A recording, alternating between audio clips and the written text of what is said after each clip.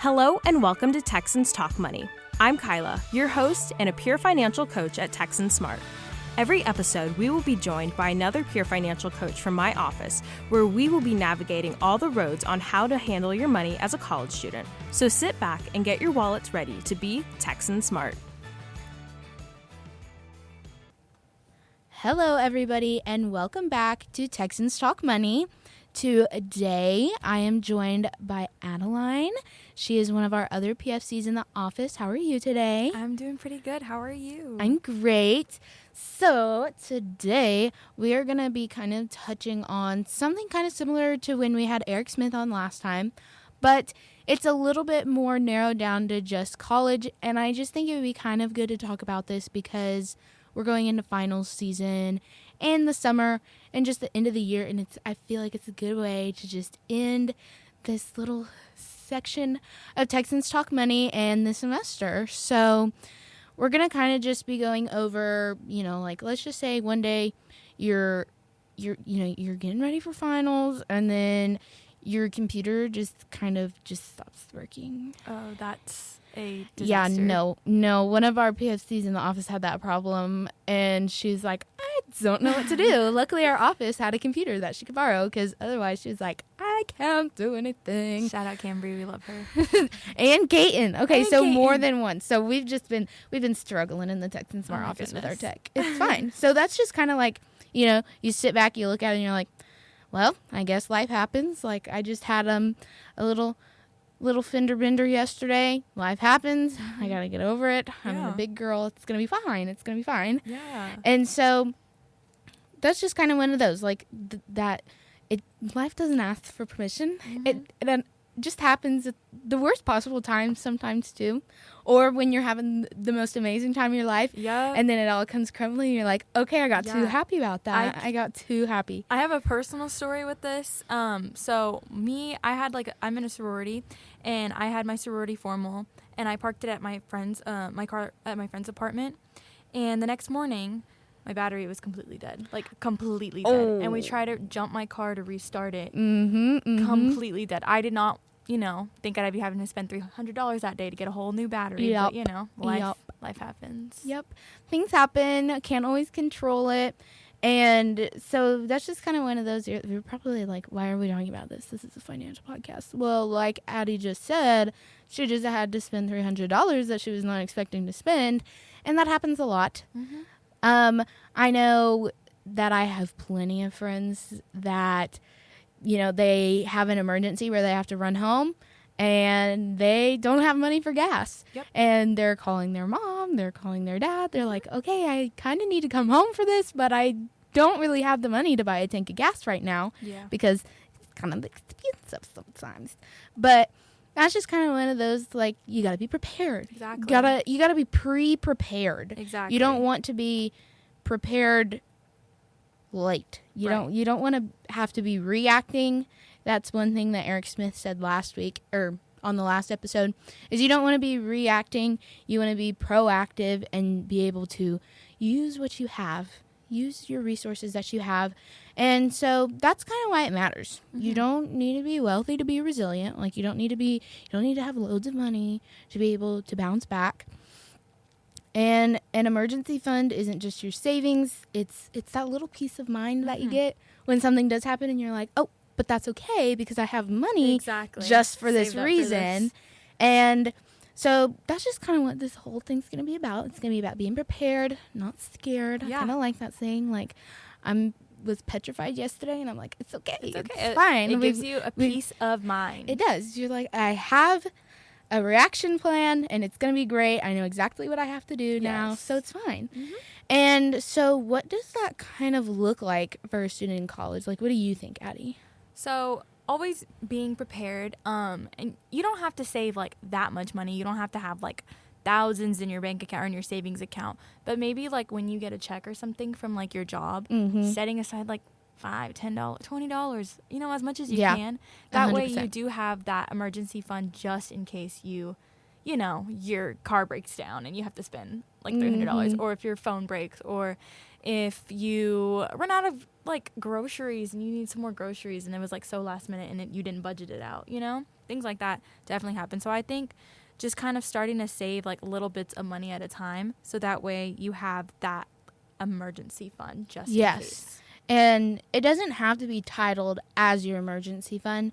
I know that's one thing that's kind of scary for a lot of people. Like, I don't have money to have an emergency fund. I have a savings. And then you're telling me I need to have an emergency fund on top of my checkings and savings. Your savings is your extra money that you're putting away for future use, which can include emergencies, whatever it may be. If you have something that pops up that you need to pay for, that's what your savings is there for. It's not only saving for the future, but it's saving for when life happens. Exactly. And it doesn't have to be just like money that you earn from like work. It can be from like birthday cash, tax refunds. You know, if you want to just like have a side hustle and sell your old clothes or books, that way you have that money set aside rather than spending it all at one time. Yeah, that birthday one's really good because I know sometimes I get money and I'm like, what am I going to spend it on? Exactly. Like, I still have $50 I can spend. What am I going to go spend it on? Put it in savings. Exactly. Or graduation money. Oh, yes. I know when I graduated high school, I got all kinds of money. I spent it, and I kind of wish some of it I would have saved. I spent all of it on my dorm because I was like, I'm so excited for college. I want my dorm to look like this. And I spent all of it, didn't save any of it. Wish I did because, you know, I had those instances in college where I lacked money and I needed it. I've had those instances lately, and my mom's like, suck it up. You got to figure it out. You're a big girl now. And I'm like, all right. And so I know when we have events and stuff, people are always like, well, where do I even start with saving money, whether it be an emergency fund or savings in general? It's just kind of one of those, it really depends on what you're fiscally able to do.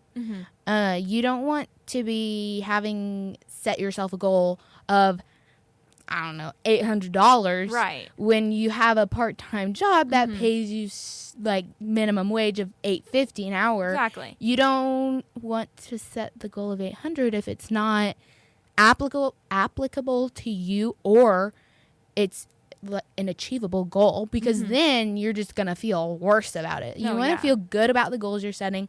So a good place to really start, especially for college students, is $250 to $500, kind of in that range, because that's something that when your parents send you money, if you are someone that doesn't have a job, you can set up aside some of that, and that can build up kind of fast. And then if you do have a job and you're getting paid pretty often, and you set aside $50 each paycheck or $100, whatever you make, that adds up pretty fast. And that's where you can then be like, okay, I've saved up to this. Well, now I'm going to set this goal and keep adding to it. That way you do have it for when you want to buy yourself something nice, because you need a new something. Like if you need a new computer because you've had yours since you were in like middle school and it's finally giving out, you're like, oh, well, I've been putting aside $50 every time I get paid, and now I have enough to at least pay half of it if like my parents want to pay the other half, or I have enough to buy a new one. Yeah, exactly. I completely agree. 100%. And then $1,000, especially like if you're about to leave college, is a really good goal, or as your second goal after you've already hit that halfway point. But you definitely don't have to start there. It seems like a really big number, but it's one of those that we always talk about. A little goes a long way. It's less okay to is start more. small. Less is more, 100%. It's if okay you really to think start about small and then continue growing and like reaching bigger goals and saving more money. I feel like, I don't know, it's a way to like test yourself, but like you don't have to start big. Yeah, and it helps you learn that responsibility for when you are completely financially on your own after you have graduated college. It teaches you, even just the little habits are really helpful and really make a difference when you get to the point where you're maybe having to pay a mortgage for a house, or you're paying all of your own insurance, phone bills, like all those things. It really helps out a lot when you already have a foundation set for being ready for something like that. And so that's just kind of one of those, like we touched on that for this, like how to start saving. The small increments of money can mean a lot really fast. And then using apps like, if you're with Capital Bank, so using Capital One cards can help out. Chimes save when you spend, so you can scan your receipts and stuff, and it will save you money. I have not started using those yet. I am planning on it, but I know we have some people in the office that use them, and it may just be $20 that they, get back, but that $20, you put that in your savings, and it's going to help you out. Yeah, for sure. Same with Acorn. Yeah. If you do shares and everything, it's a really good way to get into investing. And that money that you get from investing, the money you get back, put into your savings, and you have it there for when you need it. When you need it. Yep. When you're not expecting an expense to come up. For when life happens. Of course. And then where do I keep that money? Because that's another thing that some people are like, well, I don't know. Mm-hmm.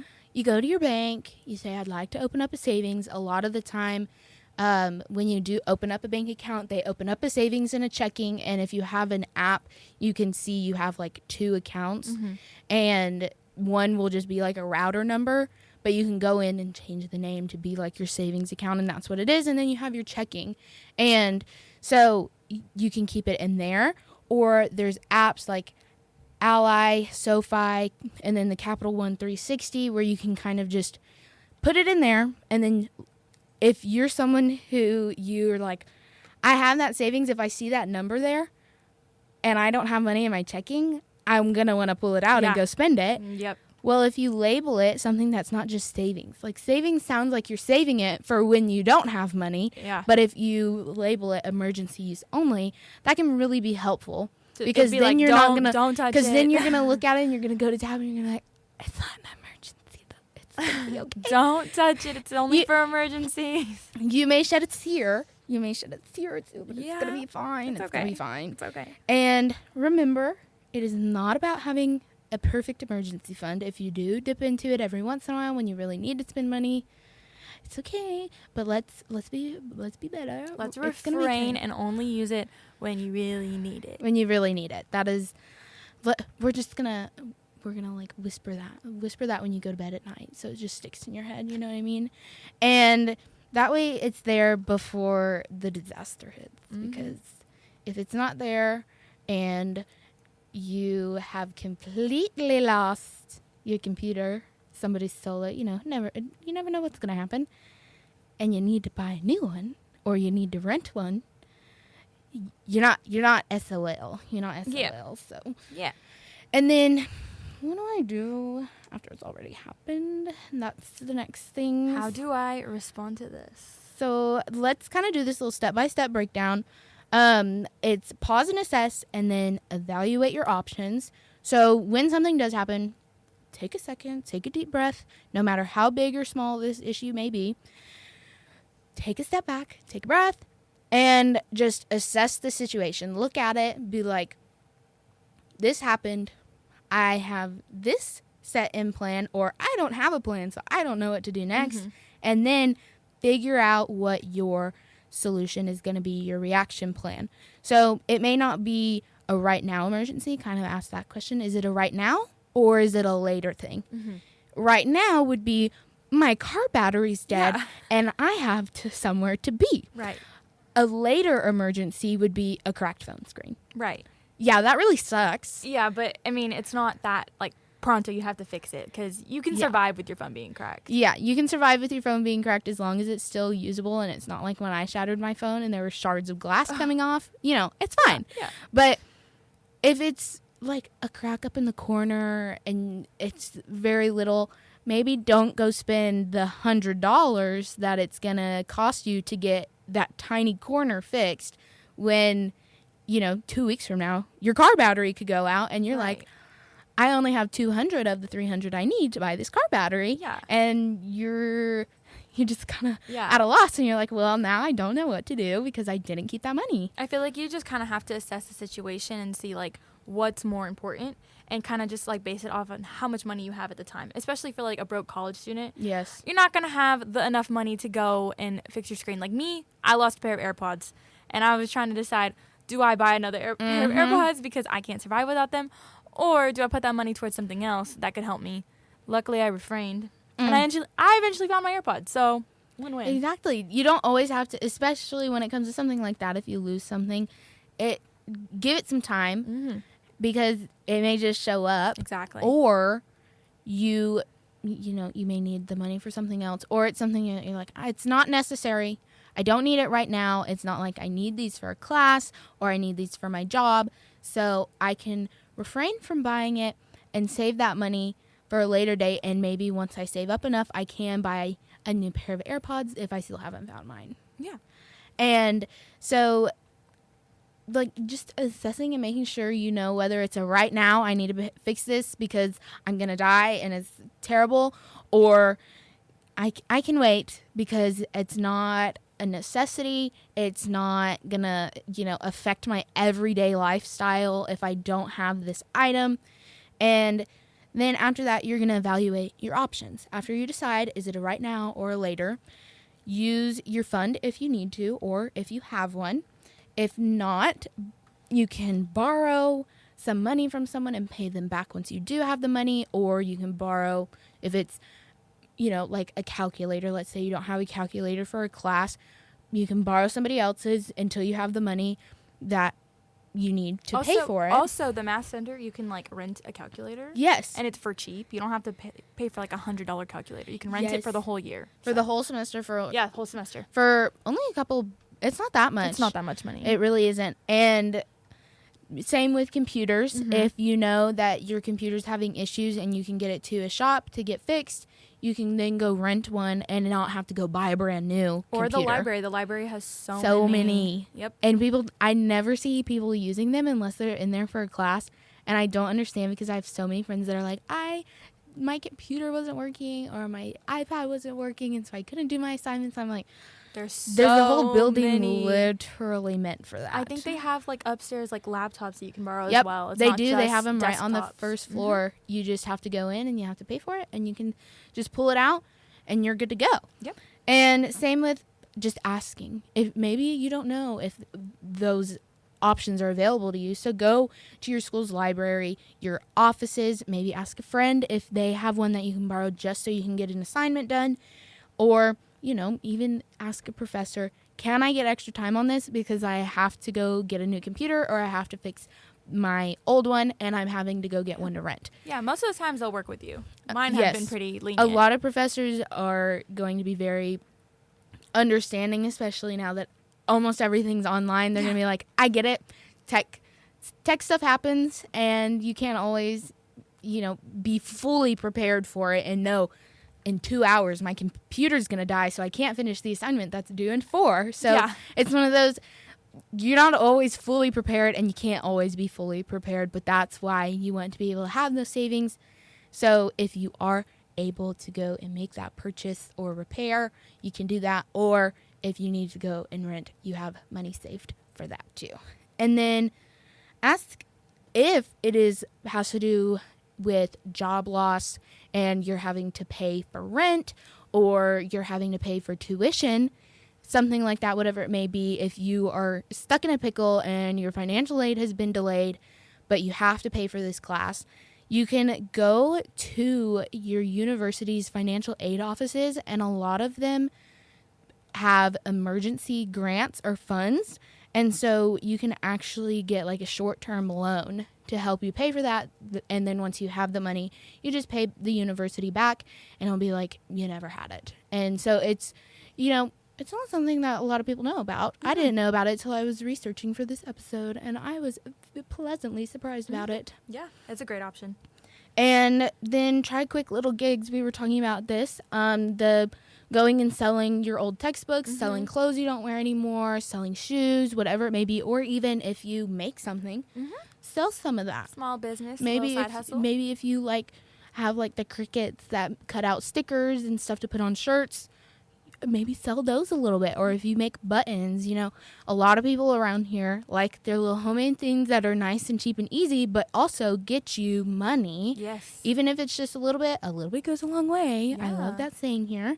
And once again, remember, emergency mode is about options. Stay calm and start listing your options. Mm-hmm. Don't wait till it's already happened to figure out what you can do. Make sure you have an idea. Okay, I know that I have this office I can go to, or I have the library that has computers that I can rent out if my computer goes dead.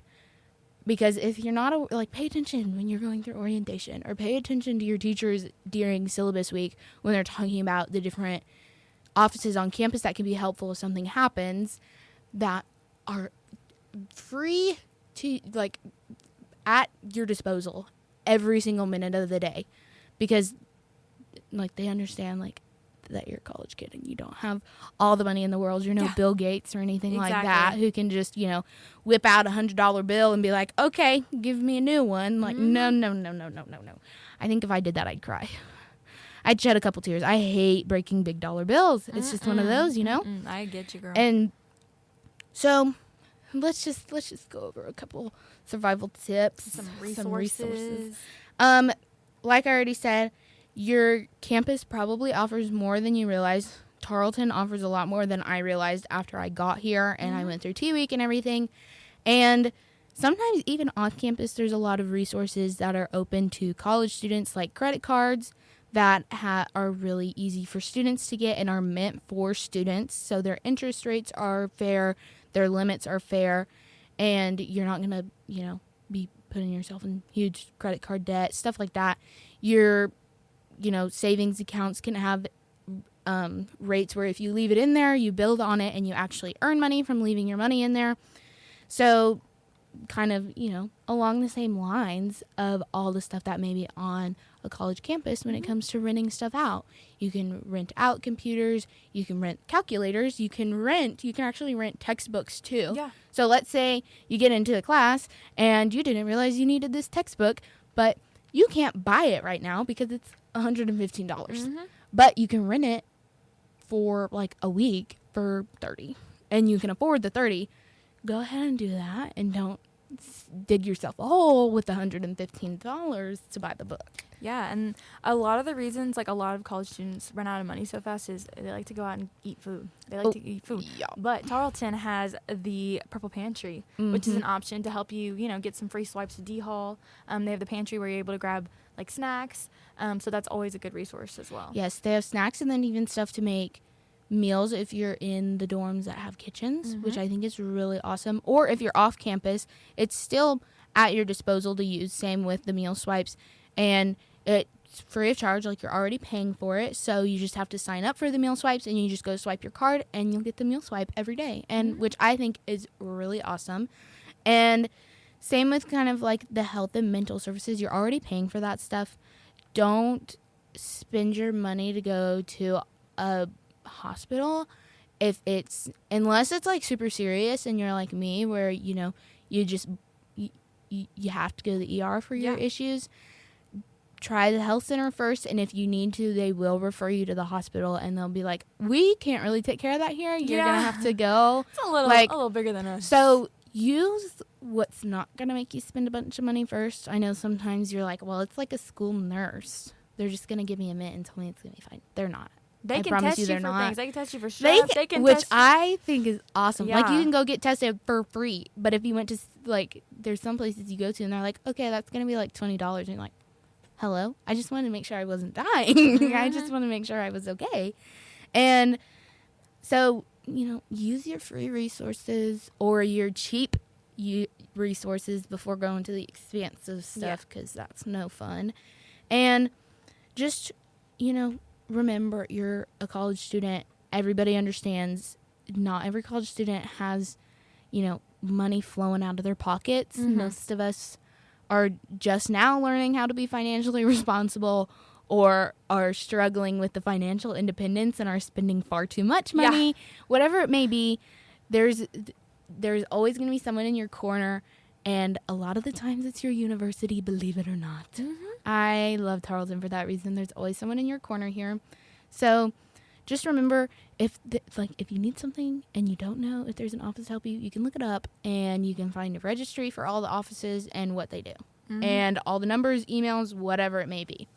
So all of that kind of wrapped up in one is just when life happens, your tech breaks, emergencies, stuff goes a little bit sideways, you can be better prepared by having that action plan set in place, being prepared to assess and, choose the best option for you at the moment.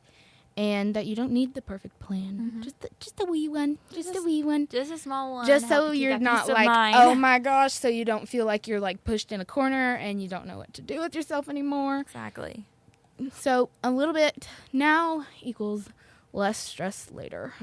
A little now, a little less later. Just a little $5 in your little fund, it'll build up over time. You know, you won't regret it.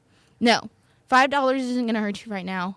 You know, not going and getting a Starbucks drink or a Dunkin'. You can spare that $5. You spare the $7. You can spare it to put in your savings and have for later and not be crying for cash later on. Because I've done that far too many times when I was in high school. And I'm like... Me too. Over the past 4 years here, me. Oh, yes. Yeah.